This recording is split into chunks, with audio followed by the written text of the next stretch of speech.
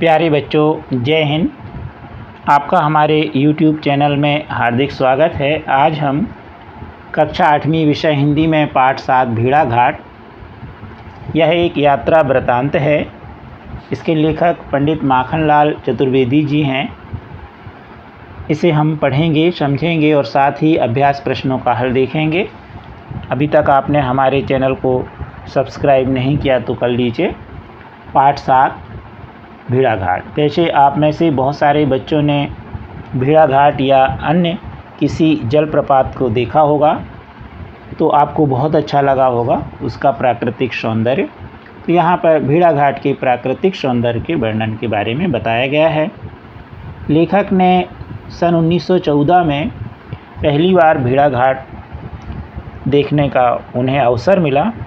वो जबलपुर में रहते थे। ग्वारी घाट और तिलवारा घाट तो वो घूम चुके थे, परंतु भेड़ाघाट नहीं गए थे। भेड़ाघाट जबलपुर से लगभग 13 मील दूर है। यहाँ पर आप देख रहे हैं, यह एक चित्र है। दोनों तरफ संगमरमर की चट्टानें हैं और नर्मदा जी बीचों बीच बह रही हैं। वह लगभग आधे घंटे में मीरगंज स्टेशन पर पहुँच गए। उस समय रेलगाड़ी की यह जो गति है वह बहुत तेज़ मानी जाती थी।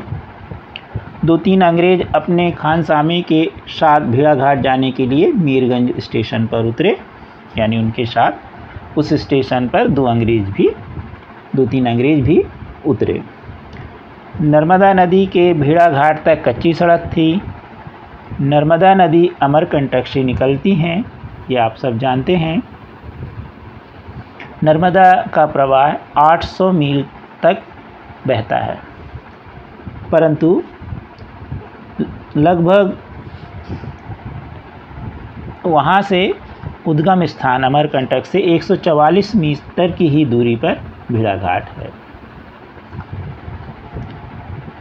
इस उद्गम स्थान में मुर्की और लोकेश्वर के बीचों बीच भेड़ाघाट स्थित है। यह स्थल है जहाँ किसी युगी, जो पहले युग ऋषि थे, भृगु ऋषि, उन्होंने तपस्या की थी। और यहाँ संगमरमर की चट्टानें हैं जो बड़ी निर्मल और सुंदर हैं।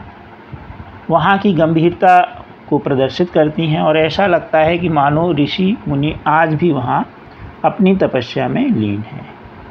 इन चट्टानों के ऊपर कोमल घास उगी हुई है। यहाँ पर लिखा हुआ है तृण यानी घास। तो जो घास उगी हुई है उस पर चंद्रमा की चांदनी पड़ती है तो वह चमक उठती है और सूरज की तपिश में तप उठती है। बरसात में घना अंधकार सब ओर छा जाता है। लेखक को यहाँ के सौंदर्य ने बहुत अधिक प्रभावित किया।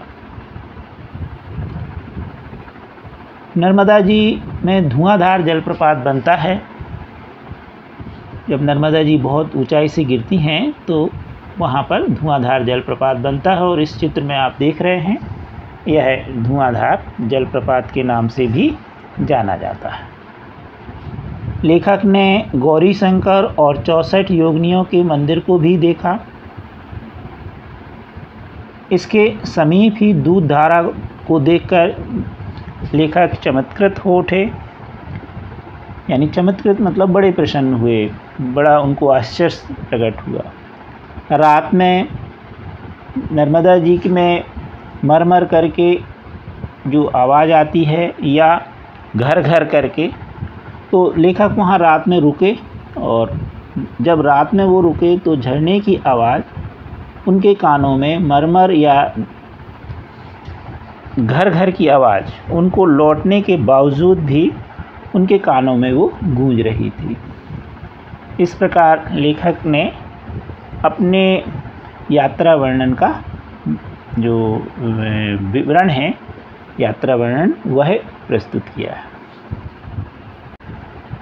अब हम देखेंगे अभ्यास प्रश्न उत्तर। पहला प्रश्न है, निम्नलिखित शब्दों के अर्थ शब्दकोश से खोजकर लिखिए। बंदिनी महिला कैदी को कहा जाता है। निष्काम बिना स्वार्थ के लिए या बिना किसी कामना के। कृष्णत्व कालापन श्याम रंग, घर्षण या जिसे घिसावट कहते हैं, रगड़ भी बोलते हैं, घिसना भी बोलते हैं, नगण्य यानी तुच्छ, किसी गणना में जो योग्य उसको न माना जाए, नुस्खा वैद्य या हकीम द्वारा रोग दूर करने के लिए लिखी गई औषधि का पर्चा, पूता संख्या जानना, तौल भी बोलते हैं उसको, का अंदाज लगाना, तृण यानी तिनका, और कोमल यानी घास, कोमल तृण। प्रश्न दूसरा है, निम्नलिखित प्रश्नों के उत्तर संक्षेप में लिखिए। भेड़ाघाट जबलपुर से कितने मील दूर है? तो भेड़ाघाट जबलपुर से 13 मील दूर है। गौरी शंकर मंदिर किसने बनवाया था? तो गौरी शंकर मंदिर त्रिपुरी राजघराने के महाराज करणदेव की महारानी अल्हणा देवी ने संवत 1155 या 1156 विक्रमी संवत में बनवाया। इस प्रकार इसका निर्माण 850 वर्ष पूर्व किया गया। दूध धारा किसे कहते हैं?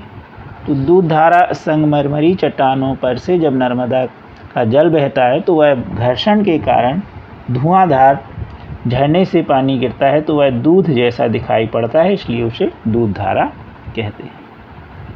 भेड़ाघाट घूमने कौन गया था?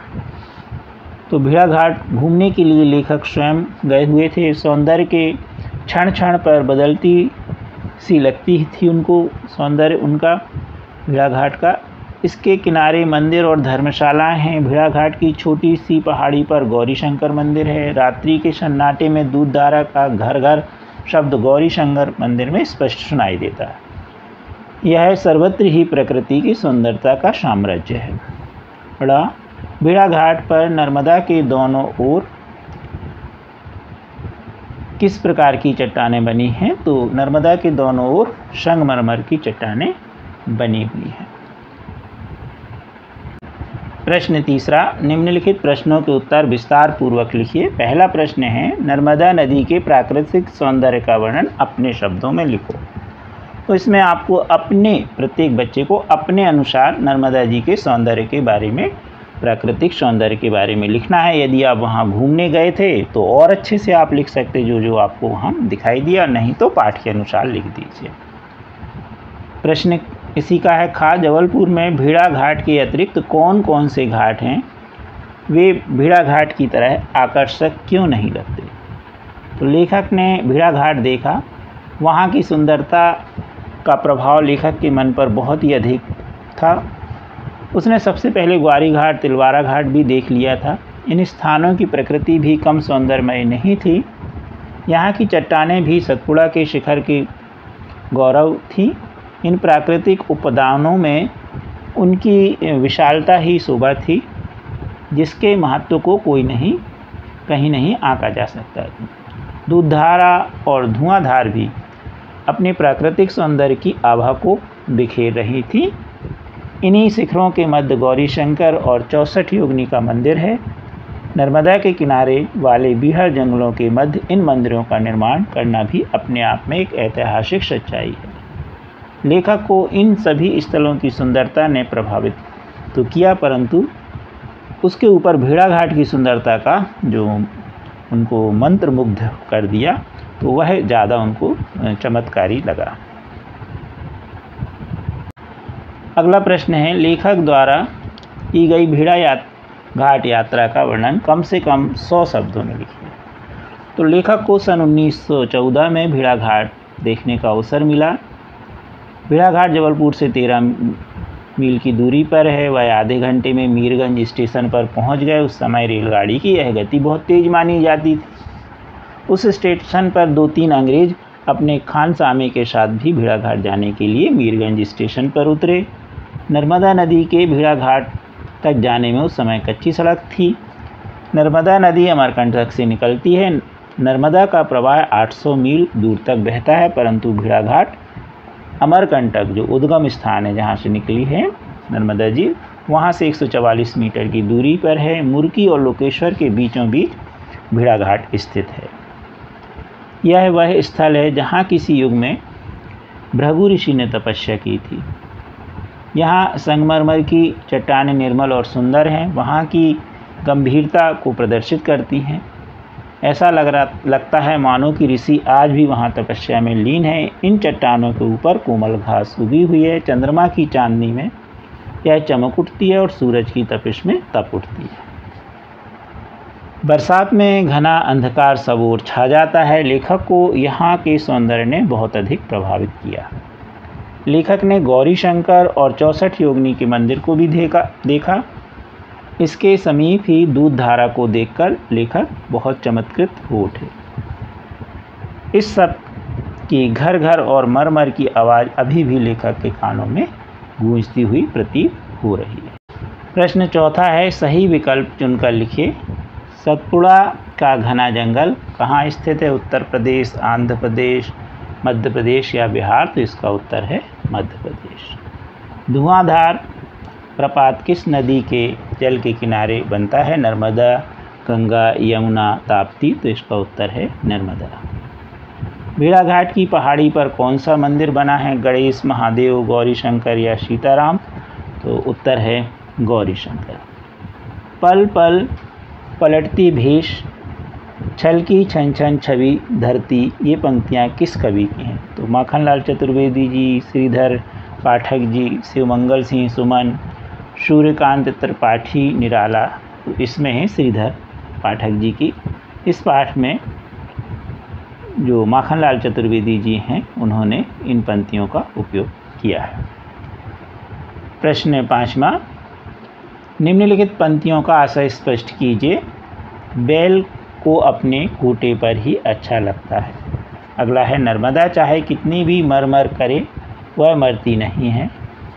अगला है, जन सेवा के लिए नीचे गिरना स्वीकृत करते हुए उन्हें शोभा धाम के ऐसे ही हाथ संभाल लिया करते हैं।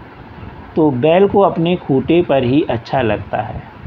इसका आंसर है, एक पुरानी कहावत है कि बैल जो अपने निश्चित स्थान पर बंधता है उसे वही स्थान अच्छा या प्रिय लगता है।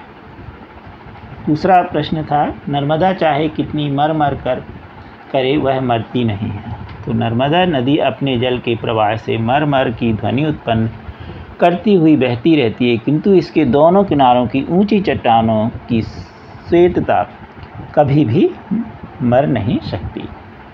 तीसरा नंबर पर था, जो जन सेवा के लिए नीचे गिरना स्वीकृत करते हैं उन्हें शोभाधाम के ऐसे ही हाथ संभाल लिया करते हैं।